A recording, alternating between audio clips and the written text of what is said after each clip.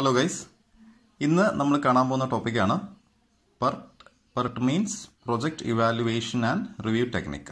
Okay, അപ്പോൾ കഴിഞ്ഞ വീഡിയോകളിൽ നമ്മൾ ഡിസ്കസ് ചെയ്തുകൊണ്ടിരുന്ന ടോപ്പിക് എന്തായിരുന്നു? പ്രൊജക്ട് മാനേജ്മെന്റ് ആയിരുന്നു. പ്രൊജക്ട് മാനേജ്മെന്റിന് രണ്ട് ടെക്നിക്സ് ആണ് നമ്മൾ ഉപയോഗിക്കുന്നത്. ഒന്ന് CPM, ക്രിട്ടിക്കൽ പാത്ത് മെത്തേഡ്, അതുമായി ബന്ധപ്പെട്ട പ്രോബ്ലംസ് ഒക്കെ നമ്മൾ ചെയ്തിരുന്നു. ഈ വീഡിയോയിൽ നമ്മൾ കാണാൻ പോകുന്നത് PERT എന്ന് പറയുന്ന മറ്റൊരു ടെക്നിക്കാണ്. ഇവർ തമ്മിലുള്ള വ്യത്യാസം, പ്രധാന വ്യത്യാസം എന്ന് പറഞ്ഞാൽ PERT എന്ന് പറഞ്ഞാൽ it is A probabilistic approach in project management in which there are 3 time estimates for an activity. നമ്മൾ കഴിഞ്ഞ വീഡിയോയിൽ കുറേ ആക്ടിവിറ്റീസ് കണ്ടു. ഓരോ ആക്ടിവിറ്റിക്ക് നേരെ നമ്മൾ ഒരു ടൈം എസ്റ്റിമേറ്റേ കണ്ടിരുന്നുള്ളൂ. എന്നാൽ ഇവിടെ വരുമ്പോൾ ഓരോ ആക്ടിവിറ്റിക്കും 3 ടൈം എസ്റ്റിമേറ്റ്സ് ഉണ്ട്. അതിന് ഇപ്രകാരമാണ് പറയുന്നത്: optimistic time, most likely time, pessimistic time, AMB. Okay അല്ലേ? അതായത് ഒരു പർട്ടിക്കുലർ ആക്ടിവിറ്റി, ഞാനിപ്പോൾ ഫോർ എക്സാമ്പിൾ ആക്ടിവിറ്റി 1-2 അല്ലെങ്കിൽ ആക്ടിവിറ്റി A, അതിൻ്റെ ഒപ്റ്റിമിസ്റ്റിക് ടൈം എന്ന് പറയുന്നത് 5 ദിവസമാണ്, 5 days. പെസിമിസ്റ്റിക് ടൈം എന്ന് പറഞ്ഞാൽ 10 ദിവസമാണ്. മോസ്റ്റ് ലൈക്ലി ടൈം 7 days ആണ് എന്ന് തന്നിരിക്കുന്നു വിചാരിക്കാം.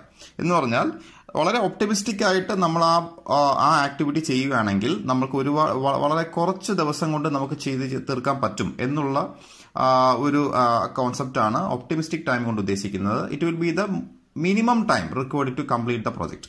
അപ്പോൾ അതിന്റെ ഓപ്പോസിറ്റ് എന്തായിരിക്കും? Pessimistic time. That means it would take the maximum time to complete a particular activity. അപ്പോൾ അതായിരിക്കാം. അപ്പോൾ ഞാൻ പറഞ്ഞ എക്സാമ്പിളിനകത്ത് ഒപ്റ്റിമിസ്റ്റിക് ടൈം വളരെ കുറവായിരിക്കും, എന്നാൽ പെസിമിസ്റ്റിക് ടൈം 10 ദിവസം എന്ന് പറഞ്ഞത് അല്ലേ? 10 ദിവസമാണ് പെസിമിസ്റ്റിക് ടൈം എന്ന് പറയുന്നത്.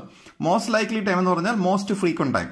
നോർമലി ആ ആക്ടിവിറ്റി കംപ്ലീറ്റ് ചെയ്യാൻ എടുക്കുന്ന സമയം, അത് സാധാരണഗതിയിൽ ഈ പറയുന്ന ഒപ്റ്റിമിസ്റ്റിക് ടൈമിനും പെസിമിസ്റ്റിക് ടൈമിനും ഇടയ്ക്ക് വരുന്ന ഒരു ടൈം എസ്റ്റിമേറ്റ് ആയിരിക്കും. നമുക്കത് പ്രോബ്ലത്തിൽ വരുമ്പോൾ നിങ്ങൾക്ക് വ്യക്തമാവും. Anyway, in PERT there are 3 time estimates for an activity. നമ്മൾ പറഞ്ഞു AMB. അപ്പോൾ 3 ടൈം എസ്റ്റിമേറ്റ് തരുവാണെങ്കിൽ നമ്മൾ ചെയ്യുന്ന അറേഞ്ച്മെന്റ് എന്തായിരിക്കും? നമ്മൾ ആദ്യം ഈ 3ന്റെയും കൂടെ ആവറേജ് കണ്ടുപിടിച്ചിട്ട് ഒരു മീൻ ടൈം കണ്ടുപിടിക്കാം. ഓക്കെ അല്ലേ? അപ്പോൾ PERT-ന്റെ പ്രോബ്ലംസ് നിങ്ങൾ കാണുമ്പോൾ അതിനകത്ത് ഇതുപോലെ 3 ടൈം എസ്റ്റിമേറ്റ് ഉണ്ടാവും, A എന്നും M എന്നും B എന്നും. അപ്പോൾ നിങ്ങൾ കണ്ടുപിടിക്കേണ്ടത് മീൻ time estimate or expected duration of an activity. അതിനെ മ്യൂ എന്ന് റെപ്രസെന്റ് ചെയ്യുന്നു. Mu stands for mean. Okay, ഇപ്പോൾ 3 ടൈം എസ്റ്റിമേറ്റിന്റെ മീൻ കാണേണ്ട ഫോർമുല എങ്ങനെയാണ്? AMB. അപ്പോൾ മീൻ കാണേണ്ട ഫോർമുല ഇത് ബൈ ഹാർട്ട് പഠിക്കുക: A + 4M + B / 6. ഇതാണ് ആ 3 ടൈം എസ്റ്റിമേറ്റിന്റെയും കൂടെ ആവറേജ്. ഇനി ആവറേജ് പോലെ മറ്റൊരു കാര്യമാണ് variance. Variance of particular activity duration, അതിനെ സിഗ്മ സ്ക്വയർ എന്ന് റെപ്രസെന്റ് ചെയ്യും. അതിന്റെ ഫോർമുല പഠിക്കുക: B - A/6 the whole square. Okay അല്ലേ? സോ ഇതിൽ നമുക്കൊരു പ്രോബ്ലം ചെയ്യുമ്പോൾ ഈ ഫോർമുലയുടെ കാര്യമൊക്കെ നമുക്ക് ഡീറ്റെയിൽഡ് ആയിട്ട് എന്തിനാണ് വേരിയൻസ് കണ്ടുപിടിക്കുന്നത് ഇതെല്ലാം നമ്മൾ പ്രോബ്ലം ചെയ്യുമ്പോൾ നമുക്കത് മനസ്സിലാക്കാം. ഓക്കെ അല്ലേ? ഓക്കെ, അപ്പോൾ നമുക്കൊരു പ്രോബ്ലം കണ്ടുപിടിക്കാം. PERT-ന്റെ ഒരു ടിപ്പിക്കൽ പ്രോബ്ലം നമ്മൾ കാണാൻ പോവാണ്. From the following details of a project, find the expected duration and variance of an activity, construct the project network, find the critical path and expected project completion time, what is the probability of completing the project on or before 22 weeks, if the probability of completing the project is 0.70, find the expected project completion time. Okay, from the following details of a project, ഒരു project details തന്നിരിക്കുകയാണ്. Activity AMB. Okay അല്ലേ? So ഇവിടെ എത്ര activities ഉണ്ട്? 1, 2, 3, 4, 5, 6, 7, 8, 9, 10, 11 activities ഉണ്ട്. ഓരോ ആക്ടിവിറ്റിയുടെയും 3 time estimate തന്നേക്കുവാണ്. AMB.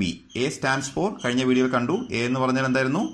Optimistic time, pessimistic time, most likely time. Okay, ഈ ടൈം എസ്റ്റിമേറ്റ്സ് എല്ലാം ഇൻ വീക്സ്. ഓക്കെ, ഇത് ഓരോന്നും എത്ര ആഴ്ചകൾ എന്നുള്ളതാണ്. 1-2 എന്ന ആക്ടിവിറ്റി കംപ്ലീറ്റ് ചെയ്യാൻ വേണ്ട ടൈം 6 weeks, 7 weeks, 8 weeks എന്ന് പറഞ്ഞാൽ 1-2 കംപ്ലീറ്റ് ചെയ്യാൻ വേണ്ട മിനിമം ടൈം 6 weeks ആണ്. Maximum time that is known as pessimistic time, അത് 8 weeks ആണ്. ദെൻ മോസ്റ്റ് ലൈക്ലി ടൈം, സാധാരണ ഈ 1-2 എന്ന ആക്ടിവിറ്റി കംപ്ലീറ്റ് ചെയ്യാൻ വേണ്ട ടൈം 7 weeks ആണ്. ഓക്കെ അല്ലേ? ഇങ്ങനെ ബാക്കി എല്ലാ ആക്ടിവിറ്റിയുടെയും 3 ടൈം എസ്റ്റിമേറ്റും തന്നിട്ടുണ്ട്. ഇങ്ങനെ 3 ടൈം എസ്റ്റിമേറ്റ് തന്നിട്ടുണ്ടെങ്കിൽ അത് PERT-ന്റെ പ്രോബ്ലംസ് ആയിരിക്കും. ഓക്കെ, അപ്പോൾ ഫസ്റ്റ് ക്വസ്റ്റ്യൻ എന്തായിരുന്നു? Find the expected duration and variance of an activity. അപ്പോൾ നമുക്ക് കണ്ടുപിടിക്കാം എക്സ്പെക്റ്റഡ് ഡ്യൂറേഷൻ അല്ലെങ്കിൽ expected or mean duration. Mean time. എന്തായിരുന്നു formula? mu equal to a plus 4m plus b divided by 6. Then variance. Variance കാണാനുള്ള formula sigma square എന്ന് represent ചെയ്യുന്നത് that is b minus a by 6 the whole square. Okay. So ആദ്യത്തെ activity 1 2. എന്താ മീൻ? a plus a എന്ന് പറഞ്ഞാൽ 6. അപ്പോൾ 6 plus 4 into m, 4 into 7, 7 into 4, 28 plus b എന്ന് പറഞ്ഞാൽ 8. The whole divided by 6. Okay അല്ലേ? അപ്പോൾ എത്ര കിട്ടും?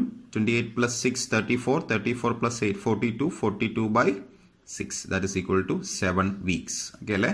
What is its variance? b minus a by 6 the whole square. That is 8 minus 6 by 6 the whole square. 8 minus 6 എന്ന് പറഞ്ഞാൽ 2, 2 by 6 എന്ന് പറഞ്ഞാൽ 1 by 3, 1 by 3 the whole square. 1 by 3 എന്ന് പറഞ്ഞാൽ 0.333. അതിനെ സ്ക്വയർ ചെയ്യുമ്പോൾ കാൽക്കുലേറ്റർ ചെയ്ത് നോക്കുക, ആൻസർ ഇസ് 0.11 എന്ന് വരും. ഓക്കെ അല്ലേ?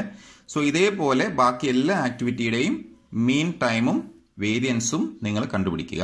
അതാണ് നിങ്ങളുടെ ഫസ്റ്റ് ക്വസ്റ്റ്യൻ എന്ന് പറയുന്നത്. ഇതുപോലെ നമ്മൾ ബാക്കിയുള്ള ആക്ടിവിറ്റീസിന്റെ എല്ലാം എക്സ്പെക്റ്റഡ് ടൈമും വേരിയൻസും ഞാൻ കണ്ടുപിടിച്ചിട്ടുണ്ട്. നിങ്ങൾ ചെയ്ത് നോക്കുക, ഈ കിട്ടുന്ന വാല്യൂസ് തന്നെയാണോ വരുന്നത് നോക്കുക. ഇപ്പോൾ നമ്മൾ 1 2 കണ്ടുപിടിച്ച അതേപോലെ 1 3 1 4 എല്ലാം മീൻ ടൈമും വേരിയൻസും ഞാൻ കണ്ടുപിടിച്ചു. ഓക്കെ അല്ലേ? സോ ഇതായിരുന്നു നിങ്ങളുടെ first question. Find the expected duration and variance of each activity. എല്ലാ ആക്ടിവിറ്റിയുടെ നമ്മൾ എക്സ്പെക്റ്റഡ് ഡ്യൂറേഷനും വേരിയൻസും കണ്ടു. ഇനി നിങ്ങൾ ചെയ്യേണ്ടത്, ഇനി ഇതൊരു CPM ക്രിട്ടിക്കൽ പാത്ത് മെത്തേഡിന്റെ പ്രോബ്ലം ആയിട്ട് മാറി. കാര്യം ഇനി ഓരോ ആക്ടിവിറ്റിക്കും നേരെ ഒരു ടൈം എസ്റ്റിമേറ്റേ ഉള്ളൂ. That is then average of AMB. എയുടെയും എമ്മിന്റെയും ബിയുടെയും ഏകദേശം ഒരു ആവറേജ് ആയിട്ട് നിങ്ങൾക്കൊരു വാല്യൂ കിട്ടിക്കഴിഞ്ഞു. ഇനി ഈ ഓരോ ആക്ടിവിറ്റിയുടെയും നേരെയുള്ള ഈ മീൻ ടൈം ഉപയോഗിച്ചുകൊണ്ട് നിങ്ങളെ പ്രൊജക്ട് നെറ്റ്വർക്ക് ഡയഗ്രാം വരയ്ക്കുക. ഓക്കെ അല്ലേ? അപ്പോൾ നമ്മൾ നേരത്തെ വീഡിയോയിൽ കണ്ടതുപോലുള്ള രീതിയിൽ നമ്മൾ ഇനി ഈ പ്രോബ്ലത്തെ കൺവേർട്ട് ചെയ്യുകയാണ്. ഇനി നമുക്ക് അവിടെ 3 ടൈം എസ്റ്റിമേറ്റ് ഇല്ല, ഒരു ടൈം എസ്റ്റിമേറ്റേ ഉള്ളൂ. ആ എസ്റ്റിമേറ്റ് ഇതാണ് mean time. And we need the variance. അത് നമുക്ക് പ്രോബ്ലത്തിന്റെ അവസാനം നോക്കാം. അപ്പോൾ നമ്മൾ രണ്ടാമത്തെ ക്വസ്റ്റ്യനിലേക്ക് പോകുന്നു. Construct the project network. അപ്പോൾ നമ്മൾ നെറ്റ്വർക്ക് ഡയഗ്രാം വരയ്ക്കുന്നു. ഓക്കെ, വരച്ചു നോക്കുക. ഏകദേശം ഇതുപോലെ നമ്മൾ നെറ്റ്വർക്ക് ഡയഗ്രാം വരും. ഓക്കെ അല്ലേ? സോ ഓരോ ആക്ടിവിറ്റിയുടെയും നേരെ അതിന്റെ ഡ്യൂറേഷൻ ഞാൻ മാർക്ക് ചെയ്തു. ഈ ഡ്യൂറേഷൻ എവിടെ നിന്ന് കിട്ടി? നമ്മൾ നേരത്തെ കണ്ടുപിടിച്ച മീൻ എക്സ്പെക്റ്റഡ് ഡ്യൂറേഷൻ ആണ്, അല്ലെങ്കിൽ എക്സ്പെക്റ്റഡ് ഡ്യൂറേഷൻ ആണ് ഈ ഓരോ ആക്ടിവിറ്റിക്കും ഞാൻ കൊടുത്തിരിക്കുന്നത്. ഓക്കെ അല്ലേ? ഇനി നമ്മളെ ക്വസ്റ്റ്യൻ എന്താ? Third question, find the critical path and expected project completion time. നമ്മളുടെ ആദ്യത്തെ വീഡിയോകൾ CPM ചെയ്ത വീഡിയോയിൽ നമ്മൾ ചെയ്ത അതേപോലെ തന്നെ ഫോർവേഡ് പാസും ബാക്ക്വേർഡ് പാസും 2 സ്റ്റെപ്പ് ഉണ്ട്. അത് ചെയ്തുകൊണ്ട് നമ്മൾ ക്രിട്ടിക്കൽ പാത്തും എക്സ്പെക്റ്റഡ് പ്രൊജക്ട് കംപ്ലീഷൻ ടൈമും കണ്ടുപിടിക്കാൻ പോവുകയാണ്. നിങ്ങൾ എല്ലാവരും ഒന്ന് ചെയ്ത് നോക്കൂ. ഓക്കെ, അപ്പോൾ നമ്മൾ 2 വീഡിയോയ്ക്ക് മുമ്പേ നമ്മൾ ചെയ്തതുപോലെ നമ്മുടെ ഫോർവേഡ് പാസ് എന്നും ബാക്ക്വേർഡ് പാസ് എന്നും 2 സ്റ്റെപ്പ് ഉണ്ട്. അതുവഴി നമ്മൾ എയർലിസ്റ്റ് ടൈമും ലേറ്റസ്റ്റ് ടൈമും ഓരോ നോഡുകളിലും കണ്ടുപിടിക്കും. സോ ഞാൻ വീണ്ടും റിപ്പീറ്റ് ചെയ്യാൻ ആഗ്രഹിക്കുന്നില്ല. സോ അത് ചെയ്യുമ്പോൾ കിട്ടുന്ന ഔട്ട്പുട്ട് ഇങ്ങനെയായിരിക്കും. അതായത് ആക്ടിവിറ്റി 1 അവിടെ എയർലിസ്റ്റ് ടൈം 0, ദെൻ 0 + 7 7, 7 + 2 9. പക്ഷെ ഇവിടെ വരുന്നത് 9 + 4 13 മാക്സിമം ആണ് ഇവിടെ വരിക. ഓക്കെ, ഇങ്ങനെയൊക്കെ ഞാൻ പറഞ്ഞിട്ടുണ്ട്, പക്ഷെ വീണ്ടും പറയുന്നില്ല. എനിവേ മുമ്പോട്ട് നമ്മൾ ഫോർവേഡ് പാസിൽ നമ്മൾ എയർലിസ്റ്റ് ടൈം കണ്ടുപിടിക്കും. തിരിച്ചു വരുമ്പോൾ ലേറ്റസ്റ്റ് ടൈം, മുകളിലത്തെ ടൈം കണ്ടുപിടിക്കും. സോ അങ്ങനെ നമുക്ക് ചെയ്യുമ്പോൾ കിട്ടുന്ന റിസൾട്ട് ഇങ്ങനെയായിരിക്കും. ഓരോ നോഡിലും ഇങ്ങനെ ഒരു ബോക്സിൽ താഴെ എയർലിസ്റ്റ് ടൈമും മുകളിൽ ലേറ്റസ്റ്റ് ടൈമും എഴുതിയിട്ടുണ്ട്. ഓക്കെ അല്ലേ? സോ അതെങ്ങനെ കിട്ടിയെന്നുള്ളത് നമ്മൾ കഴിഞ്ഞ വീഡിയോയിൽ നമ്മൾ കണ്ടതായിരുന്നു. ഓക്കെ, ഞാൻ വീണ്ടും പറയുന്നില്ല. സോ എനിവേ നമ്മുടെ റിസൾട്ട് എന്തായിരുന്നു? We have to find the critical path and project completion time. Project completion time നിങ്ങളുടെ ലാസ്റ്റ് നോഡിലെ ഈ ടൈം തന്നെയാണ് പ്രൊജക്ട് കംപ്ലീഷൻ ടൈം. അതിൽ വേറെ സംശയമൊന്നുമില്ല. ദാറ്റ് ഈസ് 19 വീക്സ്, 19 ആഴ്ചകൾ കൊണ്ടാണ് നമ്മുടെ പ്രൊജക്ട് കംപ്ലീറ്റ് ചെയ്യുന്നത്. ഓക്കെ അല്ലേ? That is expected project completion time. ഇനി വാട്ട് ഈസ് ക്രിട്ടിക്കൽ പാത്ത്? ഏതൊക്കെ നോഡിലാണോ എയർലിസ്റ്റ് ടൈമും ലേറ്റസ്റ്റ് ടൈമും ഒരുപോലെ വന്നിട്ടുള്ളത്, ഇവിടെ ഒരുപോലെയാണോ? അല്ല. ഇവിടെ ഒരുപോലെയാണോ? അല്ല. ഇവിടെ ഒരുപോലെയാണ്. ഇവിടെ ഒരുപോലെയുണ്ട്, ഇവിടെ ഒരേപോലെയുണ്ട്, ഇവിടെ ഒരേപോലെയുണ്ട്, ഇവിടെ ഒരേപോലെയുണ്ട് അല്ലെ? അപ്പൊ ഏതൊക്കെ നോഡുകളിലാണോ ഈ 2 ടൈം എസ്റ്റിമേറ്റും ഒരേപോലെ വന്നിട്ടുള്ളത് അതിനെ കണക്ട് ചെയ്ത് വരയ്ക്കുന്ന പാത്താണ് ക്രിട്ടിക്കൽ പാത്ത് എന്ന് പറയുന്നത്. നമ്മൾ പറഞ്ഞിരുന്നു അല്ലെ? അപ്പോൾ ഇവിടെ തുടങ്ങി ഇവിടെ നിന്ന് ഇങ്ങോട്ടും പോകണ്ട, ഇത് രണ്ടിലും ടൈം എസ്റ്റിമേറ്റ് ഡിഫറൻ്റ് ആണ്. ഇവിടെ ഈക്വൽ ആണ്. അപ്പോൾ ഇവിടെ നമ്മൾ നേരിട്ട് കണക്ട് ചെയ്തു. ഓക്കെ അല്ലേ? ഇനി ഇവിടെ നിന്ന് ഇങ്ങോട്ടാണോ? അല്ല, ഇവിടെ ഒരുപോലെ അല്ല, പക്ഷെ ഇവിടെ ഒരുപോലെയാണ്. അപ്പോൾ ഇവിടെ നിന്ന് ഇങ്ങോട്ട് കണക്ട് ചെയ്തു. ഓക്കെ, ഈ നോഡിൽ നിന്ന് അടുത്തത് ഇങ്ങോട്ടാണോ? അല്ല, ഇവിടെ ഒരുപോലെ അല്ല, ഇവിടെ ഒരുപോലെയാണ്. അപ്പോൾ ഇവിടെ നിന്ന് ഇങ്ങോട്ട് കണക്ട് ചെയ്തു. ഓക്കെ, ദെൻ ഇവിടെ നിന്ന് ലാസ്റ്റ് നോഡിലോട്ട്. ഓക്കെ അല്ലേ? സോ ഏതായിരുന്നു ക്രിട്ടിക്കൽ പാത്ത്? 1 4 5 6 8. ഓക്കെ അല്ലേ? വ്യക്തമായിട്ട് എഴുതാം. 1 4 5 6 8. ഇതിലെ ആക്ടിവിറ്റീസ്, ക്രിട്ടിക്കൽ പാത്തിലെ ആക്ടിവിറ്റീസ് ഏതൊക്കെയായിരുന്നു?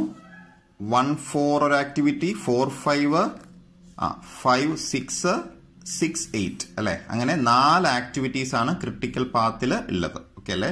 ഈ ആക്ടിവിറ്റീസിന് നമുക്ക് ഒരു ഡിലേയും കൊടുക്കാൻ പറ്റില്ല. അതുകൊണ്ടാണ് അത് ക്രിട്ടിക്കൽ ആക്ടിവിറ്റി എന്ന് പറയുന്നത്. അതൊക്കെ നമ്മൾ കണ്ടതായിരുന്നു. ഓക്കെ, സോ നമ്മുടെ റിസൾട്ട് വന്നു. Expected project completion time 19 weeks, critical path 1 4 5 6 8. Okay അല്ലെ? ഇനി പെർട്ടിന്റെ പ്രോബ്ലം ചെയ്യുമ്പോൾ നമ്മൾ 2 കാര്യങ്ങൾ കൂടി കണ്ടുപിടിക്കണം. അപ്പോൾ mean project completion time 19 weeks എന്ന് പറഞ്ഞു. But we have to find it standard deviation. അതായത് ഈ 19 വീക്സ് എന്ന് പറയുന്നത് നമുക്ക് അത്രയും ഉറപ്പുള്ള ഒരു സമയമല്ല. കാര്യം പെർട്ടിന്റെ പ്രോബ്ലംസ് എല്ലാം പ്രോബബിലിസ്റ്റിക് അപ്രോച്ച് ആണ്. അതായത് ഈ ഓരോ ടൈം എന്ന് പറയുന്നത്, ഈ 4 എന്ന് പറയുന്നത് 3 ടൈമിന്റെ ആവറേജ് ആണ്. ഈ 5 എന്ന് പറയുന്നതും ഏതൊക്കെയോ 3 ടൈമിന്റെ ആവറേജ് ആണ്. ശരിയല്ലേ?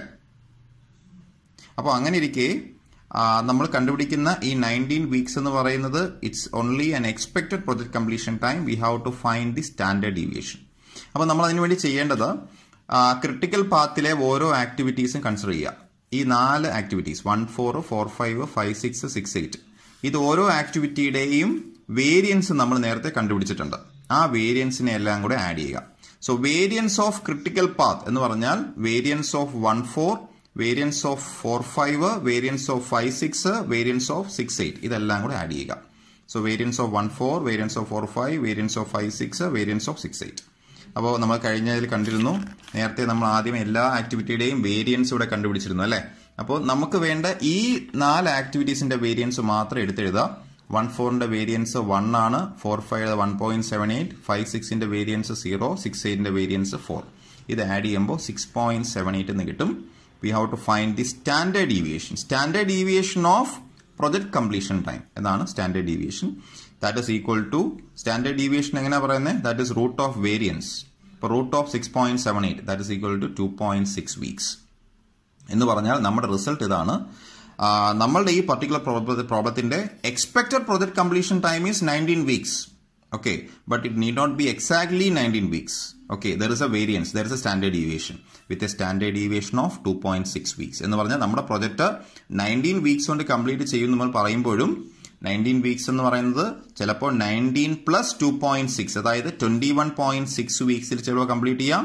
അല്ലെങ്കിൽ 19 മൈനസ് 2.6, അതായത് 16.2 വീക്സിലും കംപ്ലീറ്റ് ചെയ്യാം. അതിനിടയ്ക്കായിരിക്കും. അപ്പോൾ 16.2 വീക്സ് മുതൽ 21.6 വീക്സിന് ഇടയ്ക്കായിരിക്കും നമ്മുടെ പ്രൊജക്ട് കംപ്ലീറ്റ് ചെയ്യാൻ പോകുന്നത്. ഓക്കെ അല്ലേ? അപ്പോൾ അങ്ങനെ ഒരു കുറച്ചുകൂടെ മീനിങ് ഫുൾ ആയിട്ട് കുറച്ചുകൂടെ പ്രോബബിലിറ്റിയോട് കൂടി നമുക്ക് പറയാൻ കഴിയുന്നതാണ് ഈ പ്രോബ്ലം. അപ്പോൾ ഇത്രയും കണ്ടുപിടിക്കുമ്പോഴാണ് പെർട്ടിന്റെ റിസൾട്ട് ആവുന്നത്. ഓക്കെ അല്ലേ? So expected project completion time കണ്ടുപിടിച്ചു, ക്രിട്ടിക്കൽ പാത്ത് കണ്ടുപിടിച്ചു, standard deviation of project completion ടൈമും കണ്ടുപിടിച്ചു. ഓക്കെ അല്ലേ? യെസ്.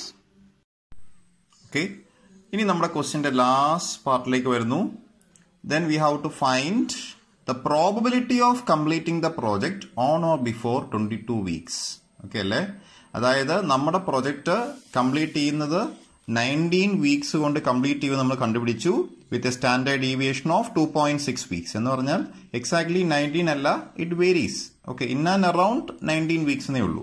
അപ്പൊ നമ്മളോട് ചോദിച്ചേക്കുവാണ്, അങ്ങനെയാണെങ്കിൽ 22 ആഴ്ചയ്ക്കുള്ളിൽ കംപ്ലീറ്റ് ചെയ്യാനുള്ള പ്രോബബിലിറ്റി എന്താണ് എന്ന് ചോദിച്ചേക്കുവാണ്. ഓക്കെ അല്ലേ? അപ്പൊ നമ്മൾ സോൾവ് ചെയ്യുന്നത് എങ്ങനെയാണ്?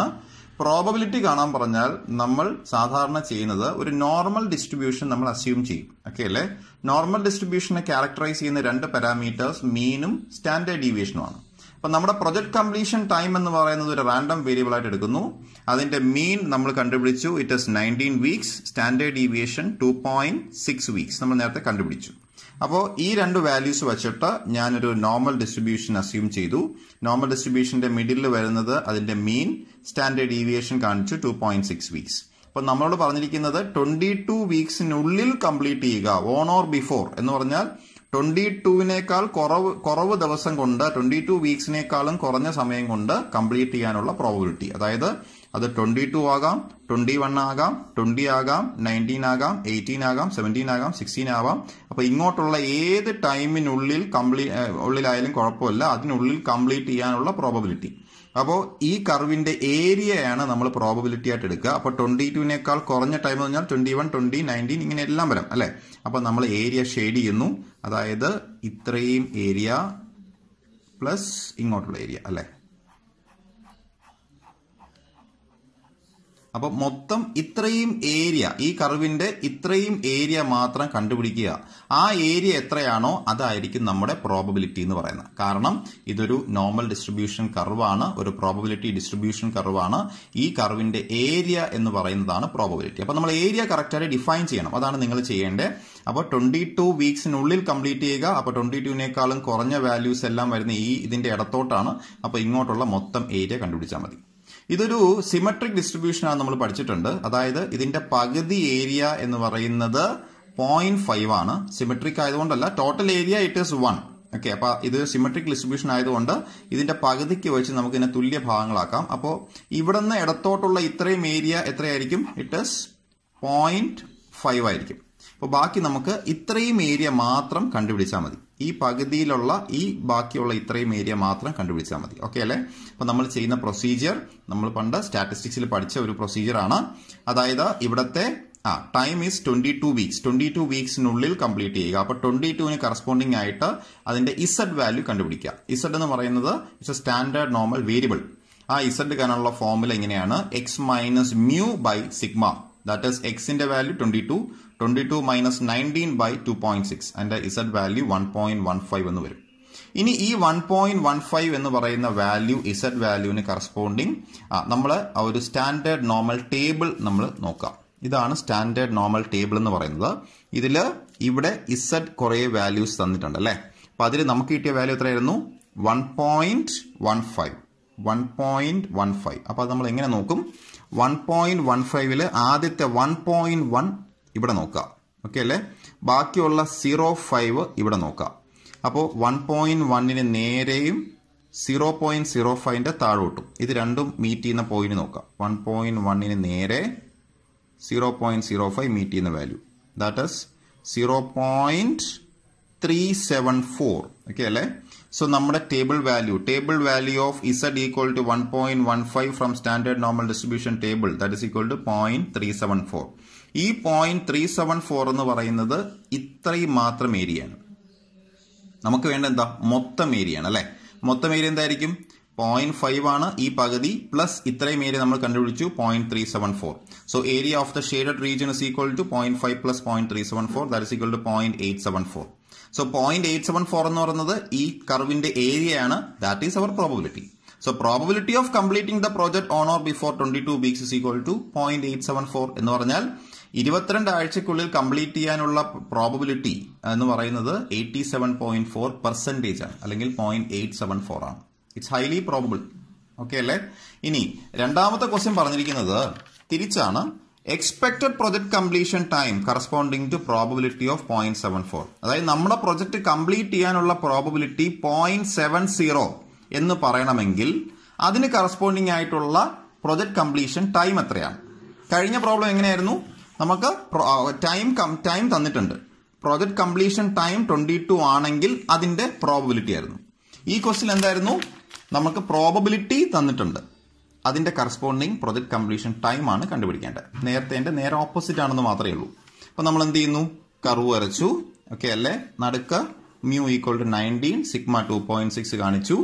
പ്രോബബിലിറ്റി 0.70 എന്ന് പറഞ്ഞാൽ ഒരു 0.70 വരത്തക്ക രീതിയിൽ ഞാനൊരു ഏരിയ ഡിഫൈൻ ചെയ്തു. ഇത്രയും പകുതി 0.5 അല്ലേ, പ്ലസ് ഒരു 0.20 കൂടെ കൊടുത്തു. അപ്പൊ മൊത്തം ഇത്രയും ഏരിയ 0.70 ആണെന്ന് ഞാൻ അസ്യൂം ചെയ്യുന്നു. അതിൽ ഇത്രയും മാത്രം എന്തായിരുന്നു? പകുതി 0.5. ബാക്കി ഈ പകുതിയിലുള്ള ഇത്രയും മാത്രം, ഇത് ഇവിടം മുതൽ ഇവിടം വരെയുള്ള ഏരിയ എത്രയായിരുന്നു? 0.20. അപ്പോൾ 0.20, 0.50 മൊത്തം ഇത്രയും കർവിന്റെ ഇത്രയും ഷെയ്ഡഡ് റീജിയൻ 0.70 ആണെന്ന് ഞാൻ മാർക്ക് ചെയ്തു. ഓക്കെ അല്ലേ?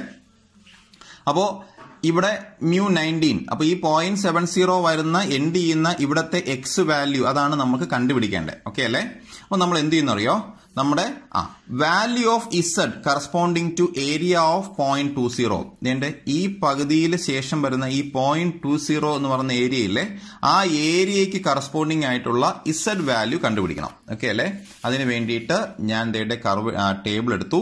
ടേബിളിൽ നമ്മൾ നേരത്തെ ഇസഡ് നോക്കിയിട്ട് ഏരിയ കണ്ടുപിടിച്ചു. ഇവിടെ എന്തായിരുന്നു, ഏരിയ നോക്കിയിട്ട് ഇസഡ് കണ്ടുപിടിക്കണം.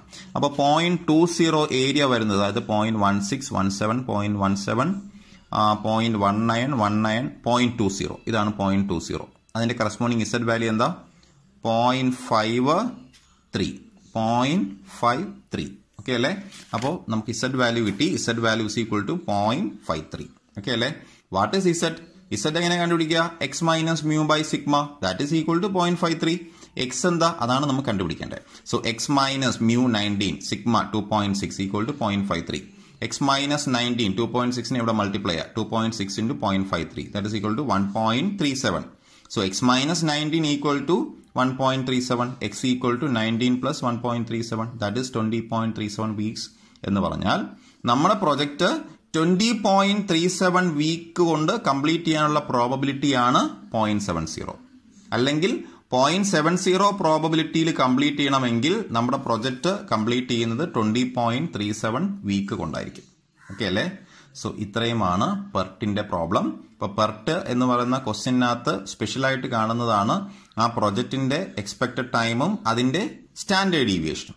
ഈ മീനും സ്റ്റാൻഡേർഡ് ഡീവിയേഷനും ഉപയോഗിച്ചുകൊണ്ട് നമുക്ക് പ്രോബബിലിറ്റി കൂടെ കണ്ടുപിടിക്കുക എന്നുള്ളതാണ് പെർട്ടിലെ പ്രധാനപ്പെട്ട ഒരു പ്രോബ്ലം എന്ന് പറയുന്നത്. നിങ്ങൾക്ക് എല്ലാവർക്കും മനസ്സിലായി എന്ന് വിചാരിക്കുന്നു. സോ ഇതോടുകൂടി നമ്മുടെ പ്രൊജക്ട് മാനേജ്മെന്റിന്റെ പ്രോബ്ലംസ് എല്ലാം നമുക്ക് നിർത്താം. ഇത്രയുമാണ് ഏറ്റവും ബേസിക് ആയിട്ടുള്ള പ്രോബ്ലംസ്. ഇത്രയും നിങ്ങൾ നന്നായിട്ട് പഠിക്കുക. ഇനി ഇനിയും നമുക്ക് ഒരുപാട് ടോപ്പിക്സ് ഡിസ്കസ് ചെയ്യാനുണ്ട്, like crashing, project cost trade off. അപ്പൊ ക്രാഷിംഗ് തുടങ്ങിയ പ്രോബ്ലംസ് എല്ലാം നമുക്ക് അവസാനത്തെ വീഡിയോകളിൽ ഡിസ്കസ് ചെയ്യാം. ഓക്കെ അല്ലേ? See U.